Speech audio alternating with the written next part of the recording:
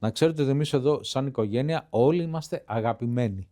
Και όλοι φροντίζουμε τα μέλη της οικογένειάς μας. Γιατί εμείς εδώ φροντίζουμε για σας. Θα μπείτε στη μεγάλη οικογένεια της Ηλίας Ρίχτο Corporation. Εντάξει. Επίσης, έχετε ξεκινήσει ήδη. Απλά δεν σας πληρώνουμε. Γιατί είστε στο στάδιο που σας πήραμε για εκπαίδευση.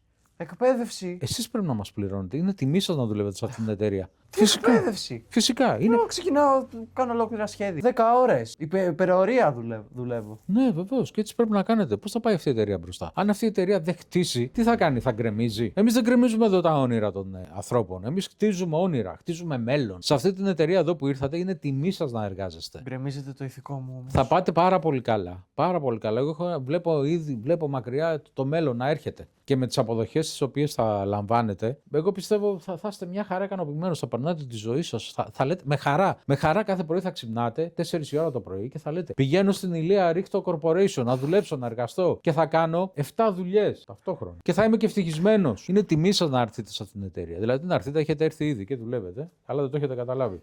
Με συγκινήσατε. Επίσης έχουμε και φρούτα, μην το ξεχνάμε. Φρούτα. Μοιράζουμε φρούτα. Όλοι πάλι τρώνε φρούτα γιατί φροντίζουμε για την υγεία σας. Δίνουμε φρούτα, δίνουμε νερό, έχουμε καφέ. Καμιά ασφάλιση έχετε? Φυσικά και ασφάλιση. Εννοείται ότι έχουμε ασφάλιση.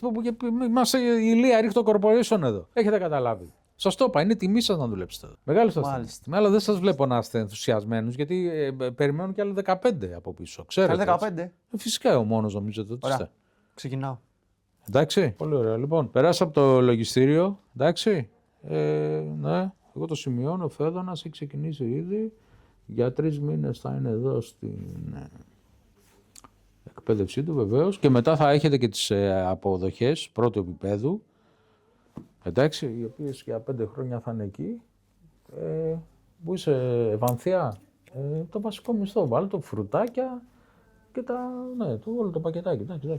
Λοιπόν, καλώς ήρθατε, καλή επιτυχία. Θα τα πάτε πάρα πολύ καλά, εγώ το βλέπω και ξεκινάμε έτσι. Έχουμε ξεκινήσει δηλαδή τη μεζούρα και έξω. Για βγείτε να μετρήσετε κάτι σπίτια εδώ. Κάνουμε κάτι σχέδια. Πάρτε και τον drone μαζί γιατί πρέπει να κάνουμε ένα 3D mapping. Εκεί.